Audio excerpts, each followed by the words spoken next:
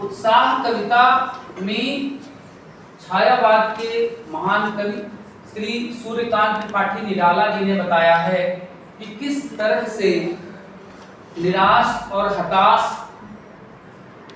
लोगों को बादल के माध्यम से प्रेरित करने का संदेश दिया गया है। उत्साह के बारे में हमने बात किया था, उमंग या जोश जो हमारे मन में होता है उसे उत्साह कहते हैं। तो इन्होंने इस कविता में जिस तरह से बादल गर्मी से तपती हुई धरती को जीवन रूपी जल देकर शांति, सुख और आनंद का अनुभव देता है, वैसे ही उसके गर्जना में क्रांति का स्वर छिपा होता है, ऐसा कवि ने माना है। और उस गर्जना से हमें प्रेरणा लेकर अपने जीवन में निराशा और हताशा को दूर करने की जरूरत है, ताकि हम अपने जीवन यात्रा में हमेशा सफलता का मार्ग प्रशस्त कर सकें, पा सकें।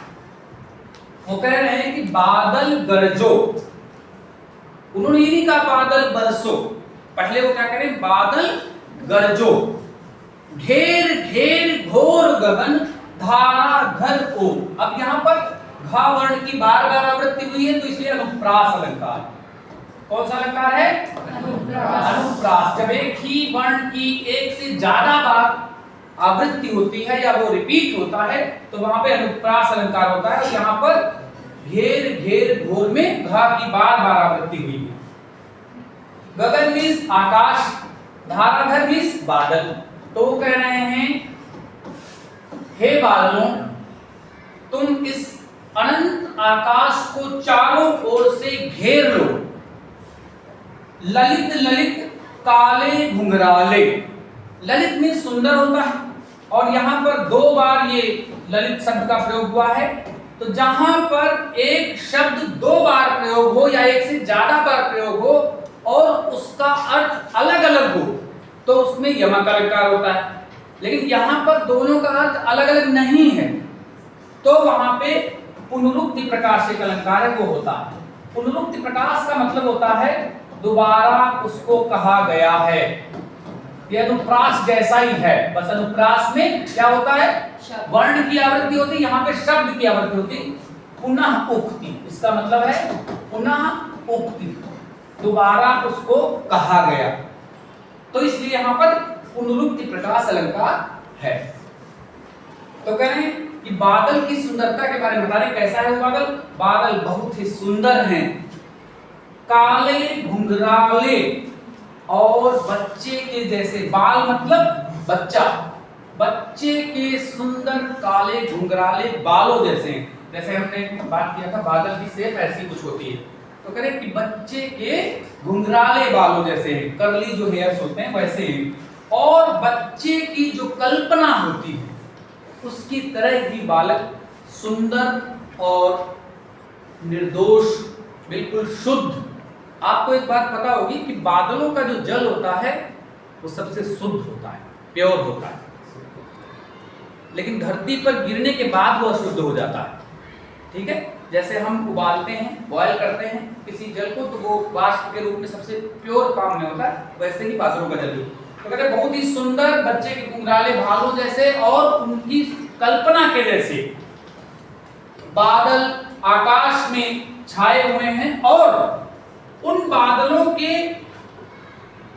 उर का मतलब है हृदय, उन बादलों के हृदय में बिजली की शक्ति, बिजली, विद्युत, इलेक्ट्रिसिटी, बादलों के टकराने से जो बिजली पैदा होती है वो एक शक्ति को धारण करती है।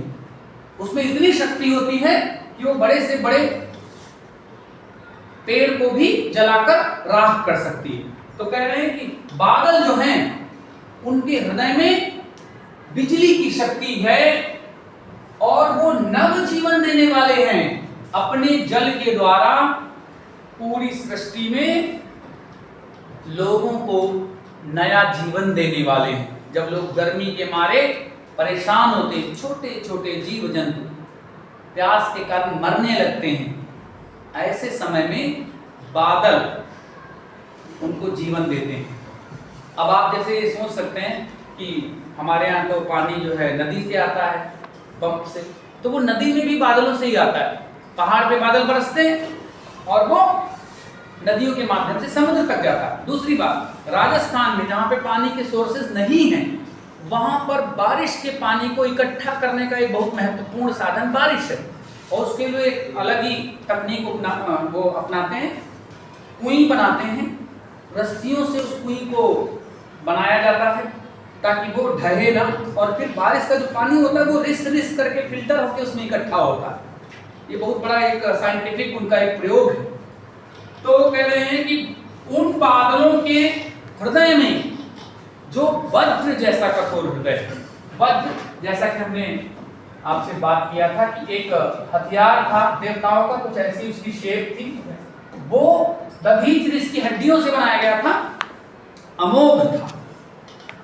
देवताओं और दानवों के युद्ध में जब देवता परास्त होने लगे तो उनको ये उपाय बताया गया कि आप किसी पवित्र आत्मा के जो अस्थियां हैं पवित्र शरीर की, उससे एक अस्त्र बनाएं तो उससे लड़ें। तो फिर दधीचि ऋषि के पास प्रार्थना लेकर गए इंद्र, और दधीचि ऋषि ने अपनी हड्डियां दान में दे दी, तो उससे वज्र बनाया और फिर वो जीते। तो यहाँ पर वज्र का मतलब है बहुत ही ज्यादा कठोर। उनका हृदय बादलों का वज्र के समान कठोर है और उसमें विद्युत की शक्ति भी है, लेकिन इसके बाद वो जीवन भी देता है। नूतन कविता फिर से भर दो। जिस प्रकार कोई कवि अपनी शब्द शक्ति से, अपनी कविता से पूरी जनता में एक उत्साह जगा देता है, उसी तरह वो बादल से कह रहे हैं तुम बरस करके अपने जल रूपी जीवन से चारों ओर कविता का वो उत्साह, वो जोश, वो आनंद भर दीजिए। मैं आपको ये बता दूं कि इसमें बादलों के माध्यम से उन्होंने कवि और लेखकों को भी जनता को जगाने के लिए प्रेरित किया। जैसा कि हम जानते हैं कि स्वतंत्रता आंदोलन में एक ऐसी कविता थी जिसको गाते हुए हमारे क्रांतिकारी फांसी के फंदे में झूल जाते थे। वो कौन सी कविता थी? वंदे मातरम, जो हमारा राष्ट्रगीत। आगे क्या कहते हैं कवि? विकल विकल उन्मन थे उन्मन। अब यहाँ पर विकल का तो मतलब है व्याकुल, बहुत ज्यादा परेशान, और इसमें अलंकार कौन सा है? पुनरुक्ति प्रकाश, फिर से वही अलंकार है, 2 बार विकल विकल आया है। पुनरुक्ति प्रकाश अलंकार है, कह रहे बहुत ही ज्यादा अनमने और परेशान थे, व्याकुल थे, उदास थे लोग गर्मी के द्वारा, बहुत ही ज्यादा निराश, हताश और परेशान। जब गर्मी बहुत भयानक होती है उस समय दक्षिण भारत में कम होती है, उत्तर भारत में बहुत ज्यादा होती है, 50 डिग्री तक टेम्परेचर चला जाता है, और जो शीत ऋतु होती है विंटर में माइनस तक चला जाता है, 0 तक चला जाता है। तो कह रहे हैं कि भयानक गर्मी से सारे लोग, सारे प्राणी व्याकुल थे और निराश थे, बिल्कुल हताश हो चुके थे। ऐसे समय में जब उस भयानक गर्मी से, ग्रीष्म से लोग संसार के सकल में सारे लोग, जन्मिस लोग, सारे लोग व्याकुल थे, परेशान थे, उसी समय अनजानी दिशा से अनंत आकाश में असंख्य बादलों ने आकर उस आकाश को घेर लिया है। तो कवि उनसे कह रहा है, इस तपती हुई धरती को, इस जलती हुई धरती को अपने जल रूपी अमृत से फिर से आप शीतल कर दीजिए। शीतल मतलब ठंडा,